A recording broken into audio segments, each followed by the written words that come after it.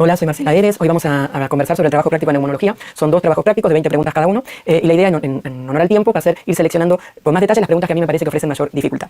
El primer trabajo práctico, la pregunta 1. Un paciente de 32 años concurre a la consulta por presentar episodios de disnea y sibilancias diurnas 3 o 4 veces por semana desde hace 2 meses. Refiere que aproximadamente una vez por semana estos episodios lo despiertan por la noche y ceden al nebulizarse con salbutamol. La radiografía de tórax es normal y la espirometría presenta una capacidad vital forzada normal y un BEF normal, con un aumento en la prueba postbroncodilatadora del 15%. ¿Cuál es el tratamiento de elección inicial? Bueno, acá tenemos que tener en cuenta entonces que estamos frente a un paciente asmático, ¿no?, que tiene disnea y sibilancia, síntomas típicos, y que tienen síntomas varias veces por semana. Esto nos indica que necesita una medicación de mantenimiento, porque el salbutamol, el broncodilatador de acción corta demanda, ya lo está recibiendo. Entonces hay que recordar que el tratamiento de elección de mantenimiento en el asma son los corticoides inhalados.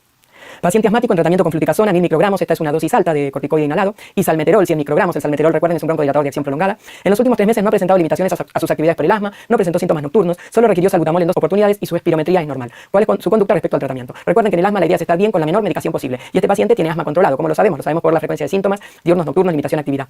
Entonces, está medicado con corticoides inhalados a altas dosis y con broncodilatadores de acción prolongada. Uno tiene 2 opciones, o retirar el broncodilatador de acción prolongada o disminuir la dosis de corticoide inhalado. Siempre preferimos mantenerlos con dosis bajas de corticoide inhalado para evitar efectos adversos a largo plazo. Entonces, la respuesta correcta es esa: disminuye la dosis de fluticasona a la mitad.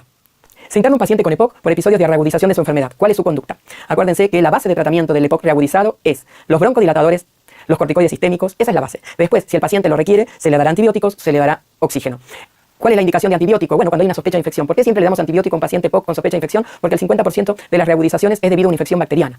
Y acuérdense que cuando elegimos un antibiótico tenemos que cubrir los gérmenes más frecuentes, que son el Haemophilus influenza, el Haemophilus influenza, la Moraxella catarrhalis y el neumococo. La Pseudomonas aeruginosa solamente se cubre en pacientes que ya son colonizados o que son pacientes EPOC graves con reagudizaciones severas o que están bajo una presión antibiótica. Esto quiere decir que han recibido varios esquemas antibióticos previamente, entonces tienen más riesgo de tener gérmenes no habituales. Pregunta 4. Paciente de 60 años con diagnóstico de EPOC en tratamiento con indacaterol una vez por día y salbutamol a demanda. El indacaterol, recuerden, broncodilatador de acción prolongada que dura 24 horas y el salbutamol, broncodilatador de acción corta. En los últimos 2 meses ha notado progresión de su disnea, sintiéndose limitado en las actividades cotidianas y requiriendo mayores dosis de salbutamol. No ha presentado otros síntomas ni exacerbaciones en el último año. ¿Cuál es su conducta? Acuérdense que la base del tratamiento del paciente EPOC son los broncodilatadores, ¿sí? Uno puede darle broncodilatadores agonistas beta 2 de acción prolongada o LABA o antagonistas muscarínicos o LAMA. Y en el caso que no responda a alguno de ellos, se combinan porque se potencian entre ellos. La respuesta correcta entonces es que se agrega tiotropia. Un paciente con crisis asmática ha sido atendido durante 6 horas en el servicio de emergencia, fue medicado con agonistas beta 2 inhalados y corticoides parenterales, presenta los siguientes gases en sangre, respirando aire ambiente, presión arterial de oxígeno 70, PCO2 43. Usted decide. Acuérdense que un paciente cuando está en crisis asmática está taquimeico, está respirando rápido, entonces va a tener hipocapnia, ¿sí? Nosotros no le hacemos gasometría a todo paciente asmático en crisis asmática, lo hacemos cuando hay signos de gravedad o cuando hay hipoxemia, pero si le hiciéramos de entrada habría hipocapnia. Si yo encuentro en un paciente asmático normocapnia o hipercapnia, estos son síntomas de gravedad, ¿sí? Tengo que tener en cuenta que son pacientes que tienen que ir a terapia intensiva porque pueden estar en fallo respiratorio inminente. Pregunta 6. Un paciente de 65 años, tabaquista, consulta por disnea progresiva hasta hacerse clase funcional 3, al examen físico, hipoventilación generalizada y tórax hiperinsuflado. ¿Cuál es el estudio que solicitaría en primera instancia? Por la edad, por el tabaquismo y la disnea, lo primero que tenemos que pensar es que pueda tener EPOC. Y el EPOC se diagnostica realizando una espirometría pre y post broncodilatador. Todos los demás estudios son complementarios al estudio del paciente con disnea. Pregunta 7. Usted atiende un paciente asmático que presenta crisis frecuentes, especialmente nocturnas, por lo que se diagnostica como asma persistente moderada. No ha tenido buena respuesta con el uso de fluticasona a dosis de 250 microgramos cada 12 horas. Teniendo esto en cuenta, esta situación se debería agregar. Entonces recuerden, el tratamiento estándar del asma es el corticoide inhalado. Entonces cuando el paciente no logra controlar los síntomas con corticoide inhalado, la primera opción es agregar broncodilatadores de acción prolongada, ¿sí? Hay otras opciones, pero la de elección es agregar broncodilatadores de acción prolongada. ¿Cuál de los siguientes resultados espirométricos indica obstrucción temprana leve al flujo aéreo? Acuérdense que si yo pienso en una espirometría, lo primero que pienso en obstrucción es la relación BEF capacidad vital forzada, que debe ser menor a 70 o estar por debajo del límite inferior de la normalidad. Y esa es la indicación de obstrucción. Después el BEF nos va a decir el grado de obstrucción, ¿sí? La obstrucción leve, la obstrucción temprana, va a tener un BEF normal, es decir, por arriba de 80% del valor predicho o del límite inferior de la normalidad. Cuando el BEF es inferior, vamos hablando de obstrucción moderada, grave o muy grave. ¿Cuáles son los principales factores involucrados en la patogenia de la hipertensión pulmonar en la enfermedad pulmonar obstructiva crónica? La hipercapnia, es decir, la acidosis respiratoria, la hipoxemia y la reducción del lecho capilar pulmonar. Estas son las 3 principales causas de hipertensión pulmonar en los pacientes con EPOC severo. Un paciente de 40 años, no tabaquista, con antecedentes de rinitis en primavera y otoño, consulta porque en el último año presentó 4 episodios de disnea, sibilancias y tos. ¿Y con cuál de los siguientes estudios usted confirma su sospecha diagnóstica? El paciente tiene antecedentes de rinitis, tiene disnea, sibilancias y tos en forma episódica. Esto nos hace sospechar asma. Acuérdense que el diagnóstico de asma tiene varias patitas. Tiene la pata clínica, que esto es de lo que venimos hablando, y tiene la pata del funcional respiratorio, donde tenemos que mostrar hiperreactividad bronquial o variabilidad, ¿sí? Entonces, ¿cómo confirmo mi sospecha diagnóstica de que esto es asma? Con una espirometría donde haya obstrucción, pero que esa obstrucción sea reversible. La eosinofilia, la hiperinsuflación en la placa, una espirometría aislada obstructiva pueden ser hallazgos del asma, pero no confirman el diagnóstico de asma. ¿Cómo puedo yo, qué otros modos tengo yo de diagnosticar variabilidad al flujo aéreo? Bueno, tener una espirometría obstructiva alguna vez en el curso de la enfermedad, la prueba broncodilatadora significativa, que es signo de hiperreactividad bronquial, una variabilidad diurna con un pico flujo mayor al 10%, y encontrar un cambio en el BEF de más del 12% y más de 200 mililitros luego de administrar un tratamiento inhalado con corticoides inhalados durante al menos 4 semanas. ¿Cuál de las siguientes situaciones es indicación por sí misma de oxigenoterapia crónica domiciliaria en un paciente EPOC? Acuérdense que el oxígeno crónico domiciliario aumenta la sobrevida de los pacientes EPOC cuando se indica en pacientes con una hipoxemia en reposo, en estado estable, menor al 55 milímetros de mercurio o entre 55 y 60, pero con cor pulmonare, hipertensión pulmonar o poliglobulia. Pregunta 12. Las siguientes son patologías restrictivas del pulmón menos una. La obesidad, el Guillain-Barré, el derrame pleural nos van a dar restricción en la espirometría. La enfisema podrá dar una espirometría normal, o si hay EPOC puede dar una espirometría obstructiva, pero no por sí misma dar un patrón restrictivo.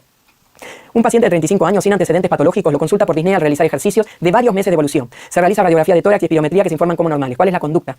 Si bien uno puede pedir otros estudios para ver por qué tiene disnea de los esfuerzos este paciente, el hecho que sea solo durante el ejercicio y que no haya mejorado con el transcurso de los meses, porque eso si va mejorando uno lo atribuye al desentrenamiento, tiene que pensar en lo que es asma inducida por ejercicio. ¿Cómo se diagnostica? Haciendo una espirometría antes de hacer ejercicio y realizar una espirometría post ejercicio. Sí, es un estudio funcional con una provocación bronquial como es el ejercicio. Acuérdense que la espirometría, que una espirometría normal, una espirometría forzada normal, no excluye patología respiratoria, que puede ser necesario hacer otros estudios para llegar al diagnóstico. Pregunta 14. ¿Cuál de los siguientes parámetros confirmaría el diagnóstico de enfermedad pulmonar obstructiva crónica en un paciente de 65 años, tabaquista de 40 cigarrillos día desde los 15 años? Entonces tenemos un paciente de edad avanzada y fumador. ¿Cómo hago diagnóstico de EPOC? Acuérdense, con la espirometría. ¿Qué valor tiene que tener espirometría? Una relación BEF, capacidad vital forzada, menor al 70% del predicho o del límite inferior de la normalidad, posterior al uso del post-broncodilatador. Acuérdense que siempre tiene que ser después de la prueba broncodilatadora. Pregunta 15. Un paciente de 32 años consulta por tos de 4 semanas de evolución, no es fumadora ni toma medicamentos y trae una radiografía de tórax normal. ¿Cuáles son las etiologías más probables de este cuadro? Las palabras claves acá. Si yo tengo una persona con tos crónica, que no fuma, que no toma IECA, inhibidores de la enzima convertidora de angiotensina, que no es HIV, que es un dato que no está presente en la pregunta, y que la radiografía es normal, casi el 100% de los casos responde a 3 causas. El goteo nasal posterior, que no es otra cosa que cae moco a la faringe proveniente de la nariz o del sistema rinosinusoidal, y eso produce irritación de la garganta y tos. El reflujo gastroesofágico y el asma bronquial son las 3 causas más frecuentes de tos crónica en pacientes con estas características. Pregunta 16. Un paciente internado durante 10 días luego de un reemplazo total de cadera presenta disnea súbita. Se le realiza radiografía de tórax que no presenta alteraciones, el electrocardiograma muestra taquicardia sinusal y en la gasometría arterial se evidencia hipoxemia e hipocapnia. Su sospecha clínica de tromboembolismo pulmonar es alta. ¿Cuál es su conducta inicial? Solicitar centellograma de ventilación-perfusión. Esta pregunta es importante porque lo que uno tiende siempre a pedir es el dosaje del dímero D. Pero recuerden que el dímero D tiene un valor predictivo negativo, quiere decir que su negatividad descarta el tromboembolismo de pulmón, pero solamente en baja sospecha clínica de tromboembolismo pulmonar. Si la sospecha clínica de tromboembolismo pulmonar es alta, uno no debe pedir dímero D, debe pedir algún otro estudio, que podrá ser una tomografía helicoidal o tomografía con protocolo para TEP, o angiotomografía, como prefieran llamarlo, o un centellograma de pulmón. Entre estos dos uno siempre prefiere la tomografía, ¿sí? Siempre tiene un mayor rendimiento. Cuando uno, si tiene las dos disponibles, prefiere centellograma cuando está contraindicada la tomografía, cuando esté contraindicado el uso de contraste, tipo insuficiencia renal, o en caso de embarazadas para evitar la alta irradiación que implica la tomografía. Pero si yo no dispongo de los métodos con la misma velocidad, siempre se prefiere tomografía helicoidal. Pregunta 17. Un paciente de 50 años con neumonías a repetición, sospechamos que presenta bronquiectasia. ¿Cuál es el método por imágenes a elección para su diagnóstico? Las bronquiectasias se sospechan clínicamente por los cuadros infecciosos a repetición y se diagnostican por una tomografía de tórax con cortes de alta resolución que permite ver esos bronquios dilatados. Pregunta 18. Un hombre de 48 años con trombosis de la vena femoral derecha asociada con celulitis que antes de empezar con la anticoagulación presenta dolor pleurítico del lado izquierdo, disnea y hemoptisis. ¿Cuál de las siguientes pruebas es la mejor para excluir el diagnóstico de embolismo pulmonar? Bueno, acá la misma situación. El paciente ya tiene una trombosis. En realidad, uno con la clínica ya le alcanza para hacer un diagnóstico de tromboembolismo de pulmón porque ya tiene el diagnóstico de TBP. Pero bueno, si uno tuviera alguna duda ante una sospecha alta, una sospecha clínica alta, acuérdense, o tomografía o centellograma, dímero D no pedimos salvo que la sospecha clínica sea baja. Pregunta 19. ¿Qué diagnóstico puede inferir a partir de la siguiente radiografía de tórax? En esta radiografía vemos del lado derecho en el campo superior una opacidad homogénea paramediastinal, bordes limitados, y vemos el mediastino desplazado hacia la derecha, hacia el mismo lado de la opacidad. Vemos el hemidiafragma derecho elevado. Todo esto hace diagnóstico de pérdida de volumen, es decir, de atelectasia del lóbulo superior derecho. Pregunta 20. ¿Cuál es el método diagnóstico que solicita en un varón de 58 años que cursa internación por fractura de pierna derecha y presenta sudoración y disnea de reposo? Entonces, un paciente que está sin movimiento, que está en reposo, presenta disnea de reposo y sudoración, sospecha de TEP. Angiografía pulmonar por tomografía computarizada, ¿sí? Acuérdense, está la opción del centellograma, pero acuérdense que la tomografía helicoidal o angiotomografía se prefiere al centellograma.